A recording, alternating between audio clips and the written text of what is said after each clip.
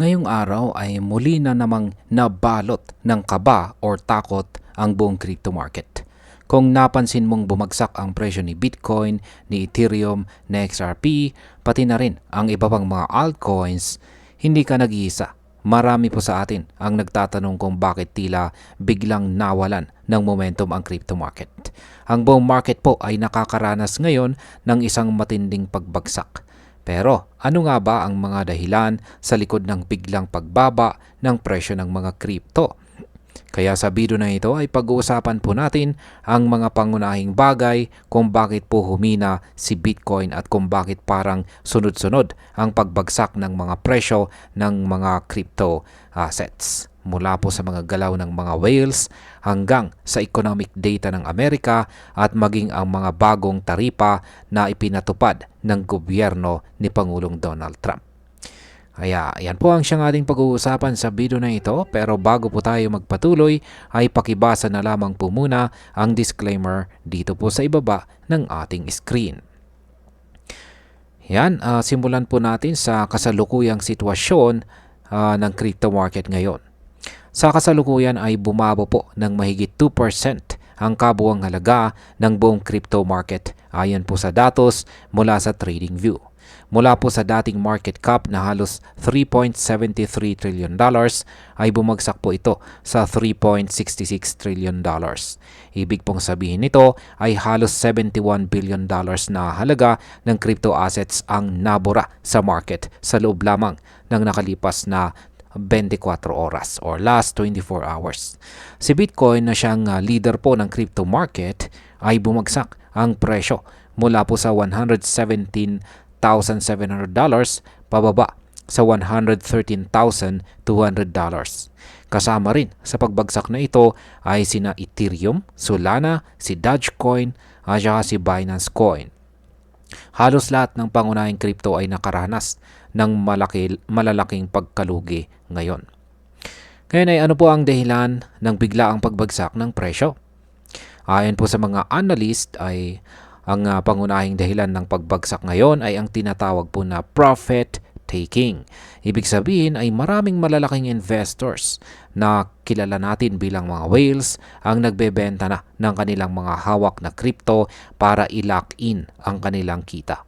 Isa ito sa mga normal na galaw sa market lalo na kapag ang presyo ay galing sa mataas na rally. Base po sa datos ng CryptoQuant ay mayroong 21,400 na Bitcoin ang ipinadala sa mga exchange ng mga short-term holders.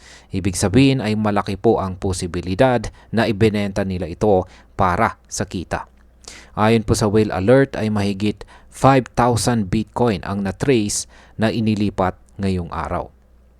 Isa po sa mga wallet na ito ay hindi gumalaw ng mahigit 12 years at ngayon lang ay muling na-activate or naging aktibo. Isa po itong sinyalis na ang mga matagal nang nag-hold ay nagsimula na pong magbentahan.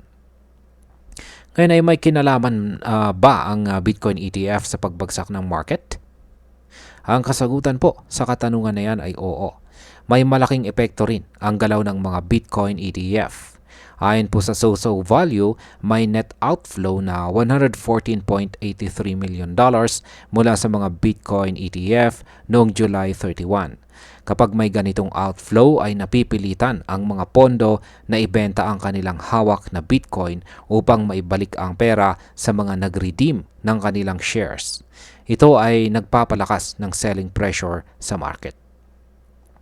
Ngayon ay may epekto rin ba ang kalagayan ng ekonomiya ng Amerika? Bukod po sa galaw ng malalaking investors ay malaki na rin ang epekto ng macroeconomic data sa crypto market. Isa sa mga dahilan ay ang pagbagsak po ng job report ng Amerika para sa buwan ng July. Ayon po sa ulat ay tumaas lamang ang non-farm payrolls ng 73,000.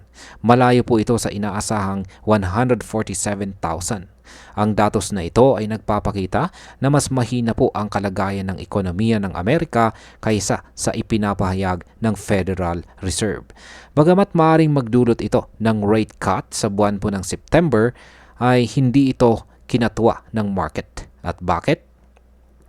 Dahil kung magkakat po ng interest rate ang Federal Reserve habang mahina ang ekonomiya, mas lalo itong nakakapagpatunay ng economic weakness.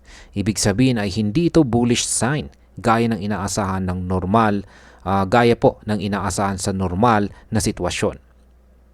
Paano naman po nakakaapekto ang mga bagong taripa mula kay Pangulong Trump? Isa rin po sa malalaking dahilan kung bakit bearish ang sentiment ng market ay ang muling pagbuhay ng mga taripa mula sa administrasyon ni Pangulong Donald Trump. Inannounce po kamakailan ng White House na simula August 7 ay magkakaroon po ng bagong taripa sa mahigit 60 mga bansa or 60 countries. Ang mga rate po ng taripa ay mula 10% hanggang 50%. At ayon po sa Federal Reserve ay posible itong magdulot ng pagtaas ng inflation. At kapag tumaas po ang inflation ay nagiging mas mahirap ang kalagayan ng risk assets tulad ng crypto. Kaya't mas lalo po itong nagdadala ng kaba sa mga investors. At ayan, bilang panghuling katanungan ay normal ba talaga ang ganitong klaseng pagbagsak sa crypto market? At ang kasagutan po sa katanungan na yan ay oo. Bahagi po talaga ng crypto market ang ganitong klaseng volatility. Sa katunayan, bago pa man ang pagbagsak na ito ay umakyat na si Bitcoin sa kanyang bagong all-time high na $123,000. 2 linggo bago po naipasa ang tinatawag na Genius Act. Kaya't natural lamang po na magkaroon ng pag-pullback matapos ang ganitong pagtaas. Pero kahit normal po ang volatility, hindi po natin dapat baliwalain ang mga senyales na ibinibigay ng market. Dito po natin makikita kung kailan dapat tayo pumasok, mag-hold o magbenta ng ating mga crypto. At ayan, para po sa atin dito sa Pilipinas ay malaki po ang epekto ng ganitong market crash. Lalo na kung tayo ay nakaposisyon sa mga crypto gaya ni Bitcoin or Ethereum.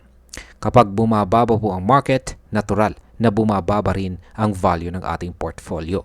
Ngunit kung tayo po ay long-term holder at meron tayong maayos na risk management, ay maaari nating samantalahin ang mga ganitong pag-dip para makabili sa mas murang presyo.